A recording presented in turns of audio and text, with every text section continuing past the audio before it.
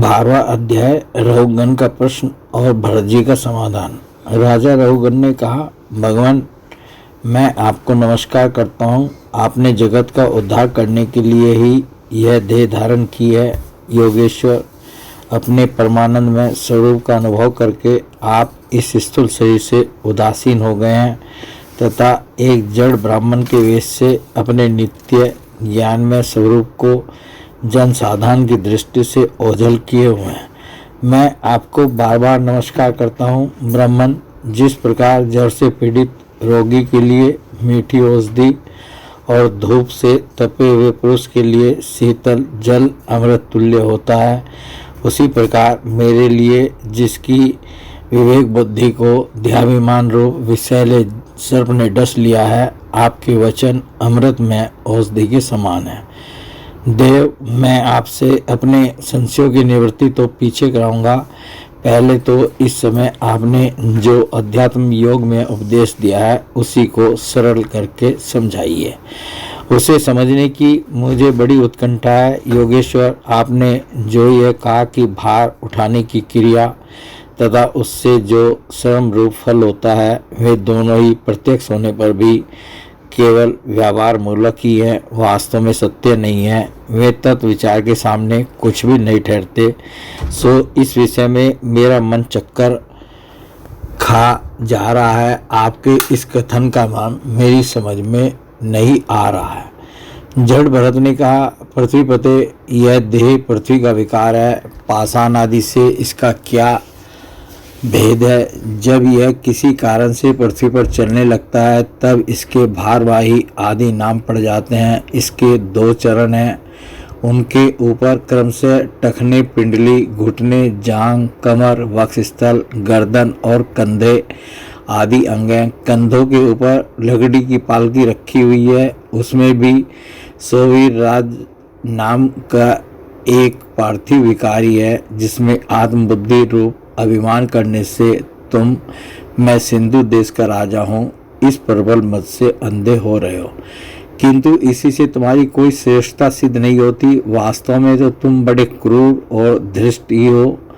तुमने इन बेचारे दीन दुखिया काहरों को बेगार में पकड़कर पालकी में जोत रखा है और फिर महापुरुषों की सभा में बढ़ चढ़कर बातें बनाते हो कि मैं लोगों की रक्षा करने वाला हूँ। यह तुम्हें शोभा नहीं देता। हम देखते हैं कि संपूर्ण चराचर भूत सर्वदा पृथ्वी से ही उत्पन्न होते हैं और पृथ्वी में ही लीन होते हैं। अतः उनके क्रिया भेद के कारण जो अलग अलग नाम पड़ गए हैं, बताओ तो उनके सिवा व्यवहार का और क्या मूल है? इस प्रकार पृथ्वी शब्द का व्यवहार भी मिथ्या ही है, वास्तविक नहीं है, क्योंकि यह अपने उपादान कारण सूक्ष्म परमाणुओं में लीन हो जाती है और जिनके मिलने से पृथ्वी रूप कार्य की सिद्धि होती है, वे परमाणु अविद्यावश मन से ही कल्पना किए हुए हैं। वास्तव में उनकी भी सत्ता नहीं है।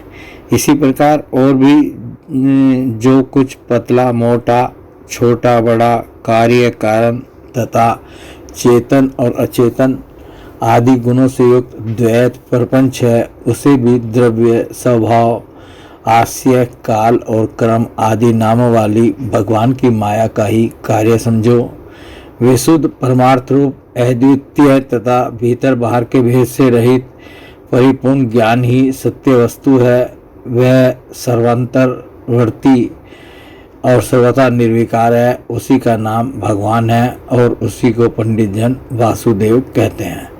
रहुगण, महापुरुषों के चरणों की धूलि से अपने को नहलाए बिना केवल तप, यज्ञादि, वैदिक कर्म, अन्नादि के दान, अतिथि सेवा, दीन सेवा आदि गृहस्थोचित धर्मानुष्ठान, वेदाध्ययन अथवा जल, अग्नि या सूर्य की उपासना आदि किसी भी साधन से यह परमात्म ज्ञान प्राप्त नहीं हो सकता। इसका कारण यह है कि महापुरुषों के समाज में सदा पवित्र कीर्ति श्री हरि के गुणों की चर्चा होती रहती है, जिससे विषय वार्ता तो पास ही नहीं फटकने पाती। और जब भगवत कथा का नित्य प्रतिसेवन किया जाता है तब वह मोक्षाकांक्षी पुरुष की शुद्ध बुद्धि को भगवान वासुदेव में लगा देती है। पूर्व जन्म में मैं भरत नाम का राजा था। एक और पारलौकिक दोनों प्रकार के विषयों में से विरक्त होकर भगवान की आराधना में ही लगा रहता था। तो भी मुझे एक मृग में आसक्ति हो जाने से मुझे परमार्थ से भ्रष्ट होकर अगले जन्म में मृग बनना पड़ा। किंतु भगवान श्री कृष्ण की आराधना के प्रभाव से उस मृग योनि में भी मेरी पूर्व जन्म की स्मृति लुप्त नहीं हुई। इसी से अब मैं जन संसर्ग से डरकर सर्वदा असंग भाव से गुप्त रूप से ही विचरता रहता हूँ। सारांश यह है कि एक विरक्त महापुरुषों के सत्संग से प्राप्त ज्ञान रूप खड्ग के द्वारा मनुष्य को इस लोक में ही अपने मोह बंधन को काट डालना चाहिए। फिर श्री हरि की लीलाओं के कथन और श्रवण से भगवत स्मृति बनी रहने के कारण वह सुगमता से ही संसार मार्ग को पार करके भगवान को प्राप्त कर सकता है। बोले भगवान श्री कृष्ण की जय।